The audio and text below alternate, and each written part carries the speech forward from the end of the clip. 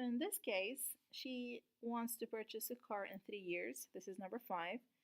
And she needs a down payment of this much. If she deposits this much money, compounded annually, if it's compounded annually, it doesn't really matter. You can always still use the growth formula.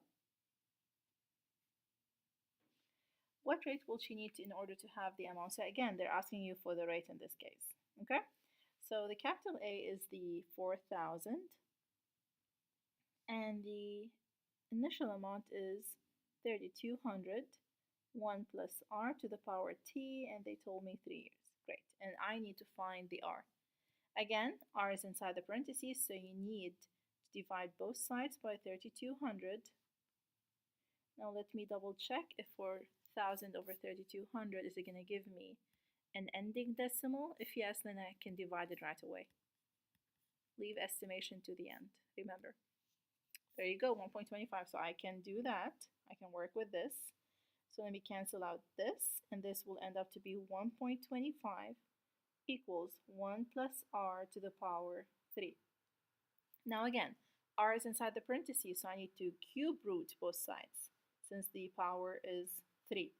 Now what you can do is the radical and the power will cancel out, so I'm left with 1 plus r equals to the cubic root of 1.25, and definitely it's going to be a number that's not going to end.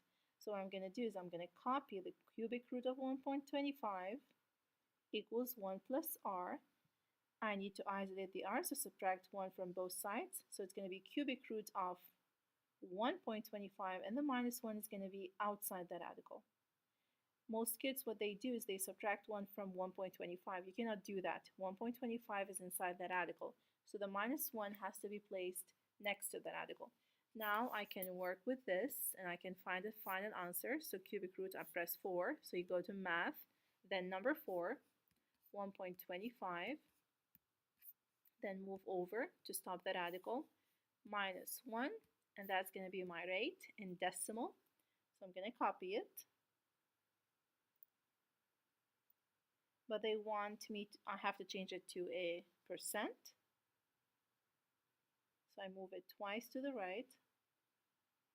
I think I copied the number wrong. It can be 77%. So it's going to be, yeah, it's 0.077. So it's 0.0772.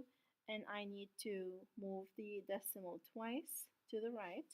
So then my answer is going to be 7.72, but they want only one decimal place, I think. Yes, they said they only want one decimal place. So you just give the 7.7%. And that's going to be your rate.